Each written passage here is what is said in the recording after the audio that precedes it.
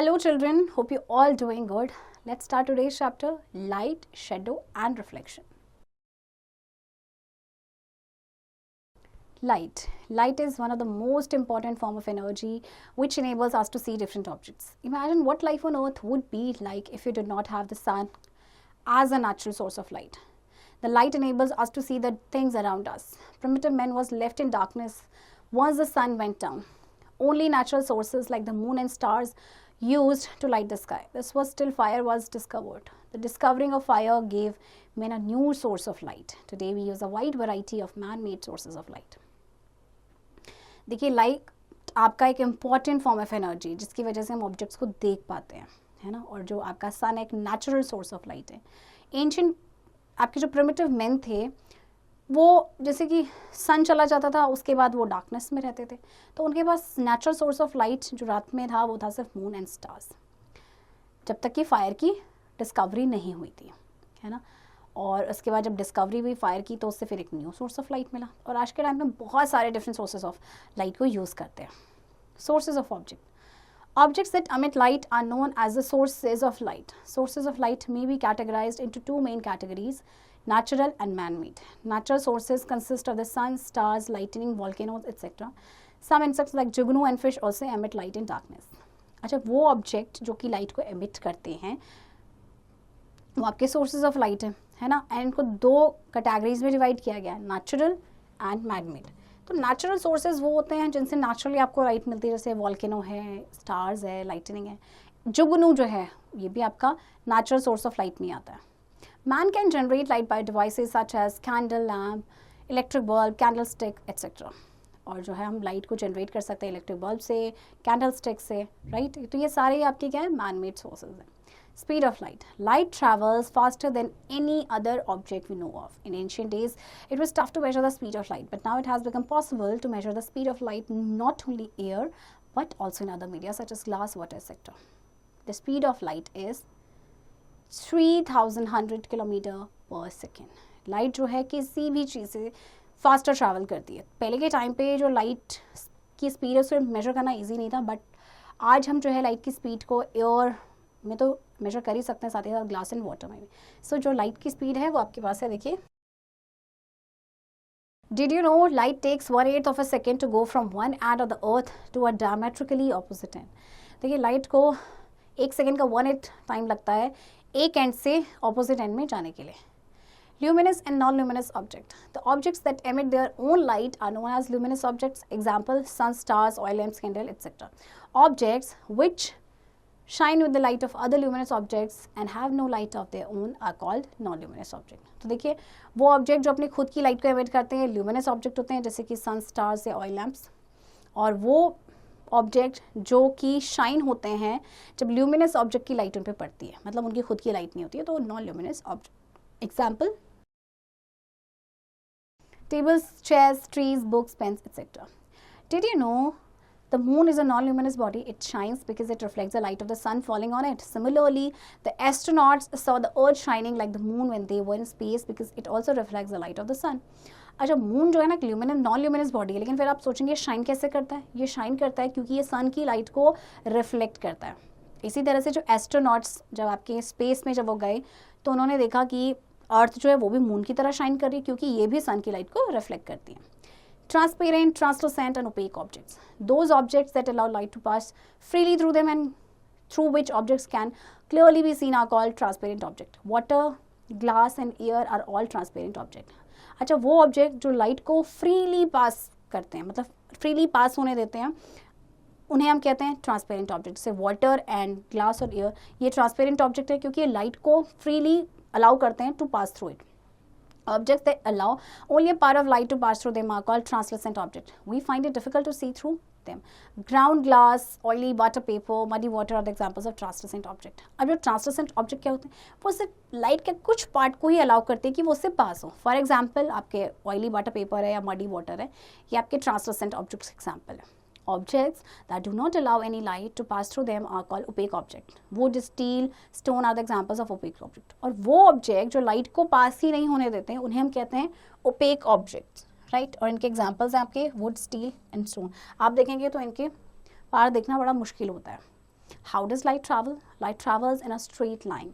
If we look at the table lamp through a small pipe, we find bulb rays entering straight into the pipe and reaching our eyes. But if we bend the pipe gently and try to look at the lamp, we won't be able to see the lamp. This proves that light travels along a straight lines.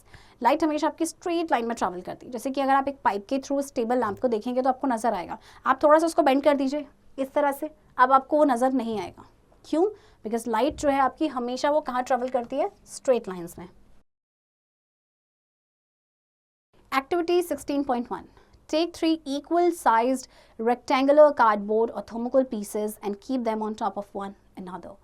Take a long screwdriver and a hammer and use them to make a hole simultaneously through all 3 pieces. Put the pieces vertically on suitable stands and adjust their position so that the holes on the pieces are all along the same straight line.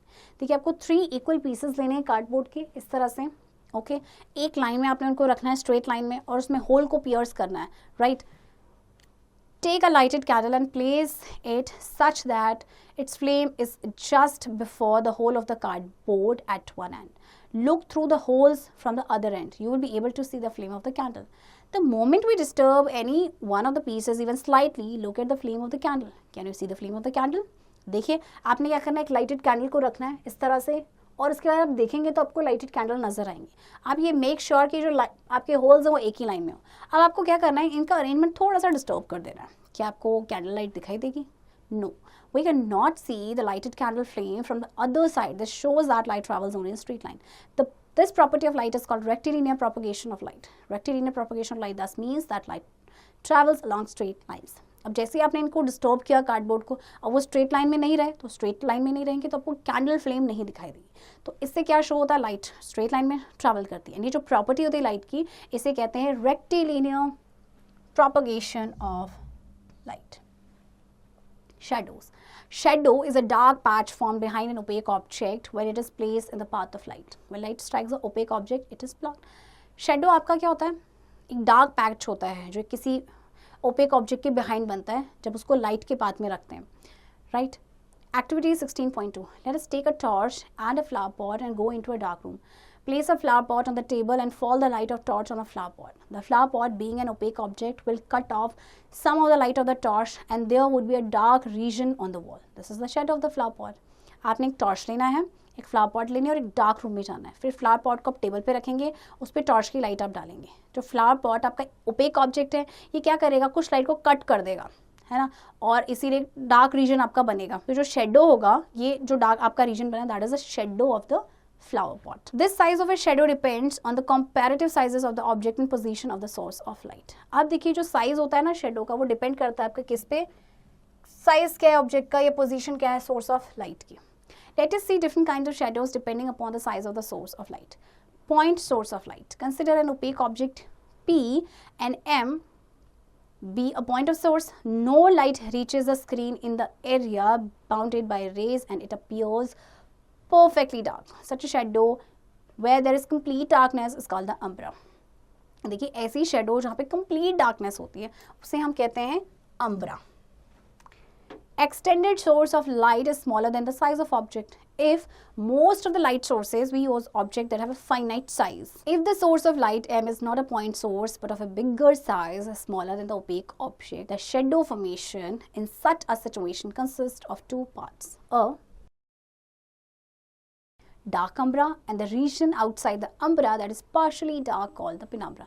तो देखिए umbra के बारे में हमने पढ़ा, जो dark आपका region होगा that is the umbra and जो region आपके umbra के outside होगा जो partially dark होगा that is penumbra.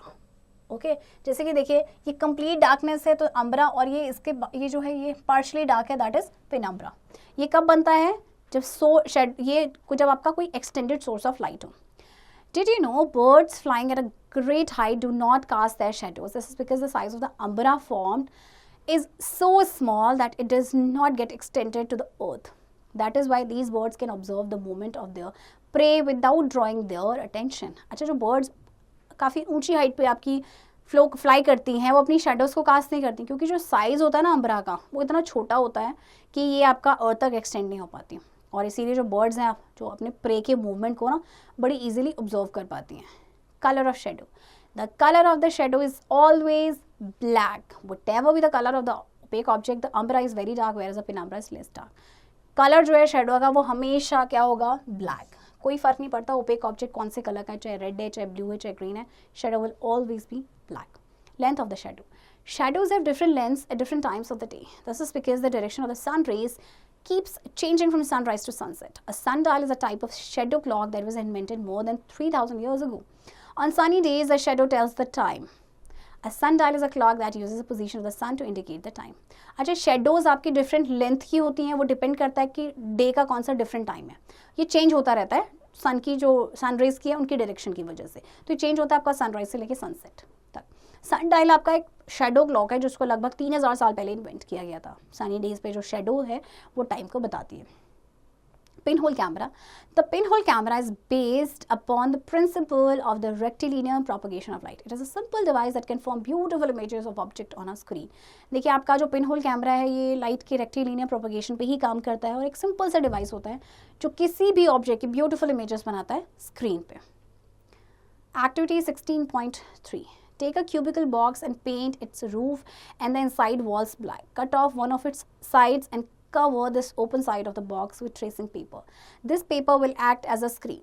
Make a small pinhole near the center of the side of the box that lies opposite to its screen of butter paper or tracing paper. The pinhole camera is now ready for use. To use this camera, put it on a suitable stand with pinhole facing the object to be photographed. Place a lamp in front of the pinhole and then look at the screen. You will see an inverted smaller image on the screen. As seen in the diagram, this image is formed because light travels in a straight line. अच्छा, आपको देखिए pin hole camera बनाना है. किस तरह से देखिए क्या करेंगे आप. सबसे पहले क्यूबिकल बॉक्स लेंगे एंड उसके रूफ को आपने पेंट करना है और जो इनसाइड वॉल्स हैं ब्लैक. ओके, फिर आपने क्या करना है कि इसकी साइड्स को कट करेंगे एक साइड को और इस ओपन साइड को आप कवर करेंगे ट्रेसिंग पेपर के साथ. अब ये जो पेपर है आपका वो स्क्रीन की तरह एक्ट करेगा. एक छोटा सा पिन होल बनाना अपने बॉक्स के साइड के सेंटर में जो कि आपका स्क्रीन के ऑपोजिट होगा. बटर पेपर या जो ट्रेसिंग पेपर आपने जो भी लगाया. फिर जो पिन होल कैमरा आपका रेडी है. अब आप इस कैमरा को यूज़ कर सकते हैं. किसी भी सूटेबल स्टैंड पे रख दीजिए जो कि आपका पिन होल जो है वो ऑब्जेक्ट को फेस कर रहा होगा. ओके, जिसकी आपको फोटोग्राफ चाहिए. फिर एक अपने लैंप को रखना है पिन होल के फ्रंट में एंड देन स्क्रीन में देखना है. आपको एक इन्वर्टेड इमेज नज़र आएगी, यानी अपसाइड डाउन नज़र आएगी और स्मॉलर इमेज नज़र आएगी. तो ये जो इमेज है आपकी बनती है because light travels in a straight line. Reflection. The word reflect means to throw back or bounce back. When light falls on a surface and it is sent back or reflected, it's called reflection of light. When light falls on an object, it is divided into two parts. When the part of the light passes through the medium and changes its path, this phenomenon is called refraction of light. ठीक है, reflection of light क्या होता है. जैसा light किसी surface पे पड़ती है फिर ये वापस आपकी रिफ्लेक्ट हो जाती है, यानी इट इज सेंट बैक. और जब लाइट आपकी किसी ऑब्जेक्ट पे पड़ती है तो उसको दो पार्ट्स में डिवाइड किया है. देखिए, जब आपका जो लाइट का पार्ट होता है वो किसी मीडियम के थ्रू पास हो जाता है और अपना पाथ वो चेंज कर देता है, तो that phenomenon is known as refraction of light. The sending of the light back to the same medium by object is called reflection of light. Mirrors reflect almost the entire amount of light that falls on them. और जो light का sending back है मतलब same medium में by object, that is called reflection of light.